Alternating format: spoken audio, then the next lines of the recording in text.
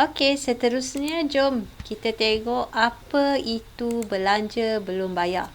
Okey, belanja belum bayar ialah belanja tahun semasa tapi masih belum dibayar. Maksud dia belanja tahun 2021 tapi lupa nak bayar, tapi masih belum dibayar. Ia akan menambahkan belanja tahun tersebut. Ingatkan bayar dah. Rupanya maklumat tambahan khabar masih ada lagi yang belum bayar. Bila ada benda yang kita tak ingat nak bayar, dia merupakan liability semasa. Hutang lah. Kan? Tak ingat nak bayar tak? Contoh dia kadar bayaran belum bayar. Ini jenayam dia. Belanja kita iaitu kadar bayaran, kita akan debitkan sebab dia menambahkan belanja. Nampak tak? So, belanja belum bayar, kita akan catat belah kredit sebab sifat dia liability semasa. Cerita dia, merekod belanja belum bayar.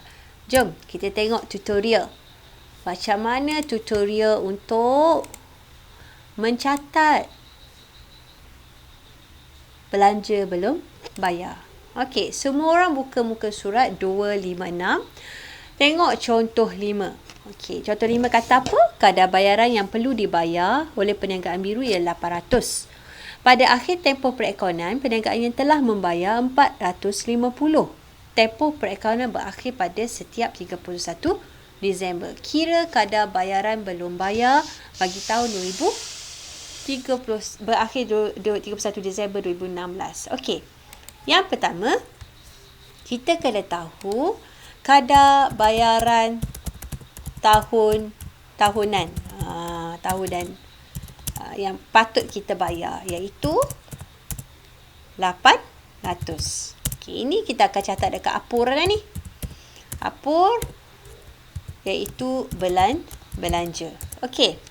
Next, kadar bayaran dibayar. Yang dibayar hanya 450 sahaja. Okey, jadi adalah kadar bayaran yang belum bayar. Sebanyak berapa? 800 tolak 450.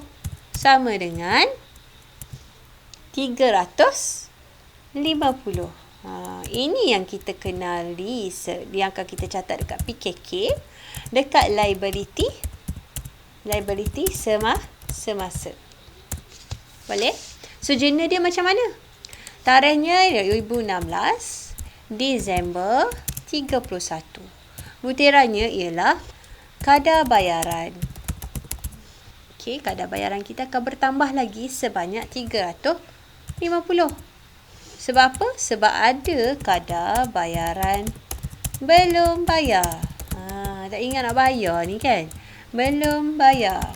Sebanyak 350. Kenapa belah kredit? Sebab sifat dia liability semasa. So, apa cerita dia? Pandai merekod kadar bayaran belum bayar. Itulah dia. Boleh? Ini cerita dia ni.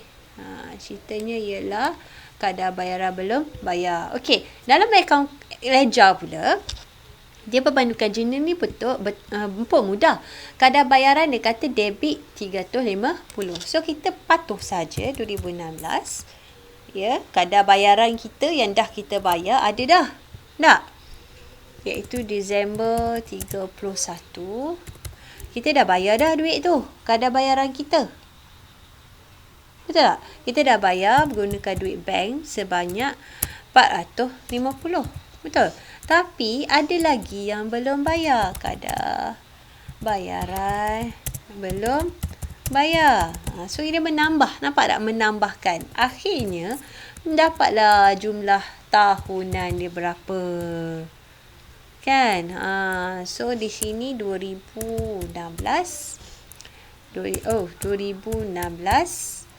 Disember 31 iaitu akaun untung rugi sebanyak 800.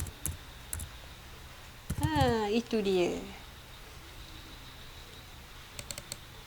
Boleh?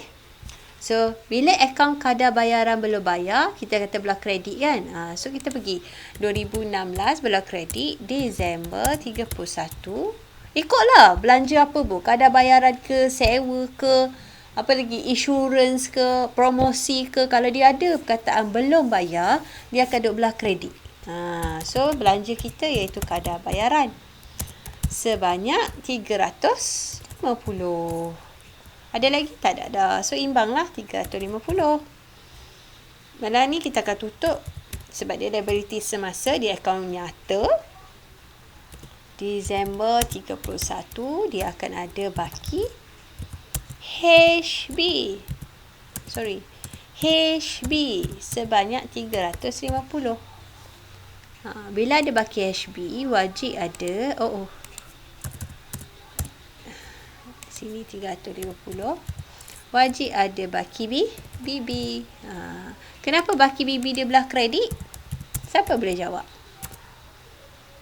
Ya, pandai sebab dia adalah liability semasa. Pandai. So, dalam akaun untung rugi pun sama. Kita akan catat apa? Kita akan catat iaitu sebagai akaun, kadar bayaran ialah belanja kita. Belanja kita. Dalam belanja, kita akan tulis kadar bayaran. Yang mana jalan kerjanya, apa yang kita dah bayar 450 tu, kita kena tambah lagi 350 apabila ada maklumat tambahan kata ada yang belum bayar. So, kita kena tambah lagi lah. Kena tambah lagi. So, bila kita tambah, maka dapatlah jumlah sebanyak 800. Okay. So, dalam penyata kedudukan kewangan, kita kenali dia sebagai liability semasa. Betul? Namakan dia iaitu kadar bayaran belum bayar. Sebanyak 350. Selesai. Itu sahaja. Bye.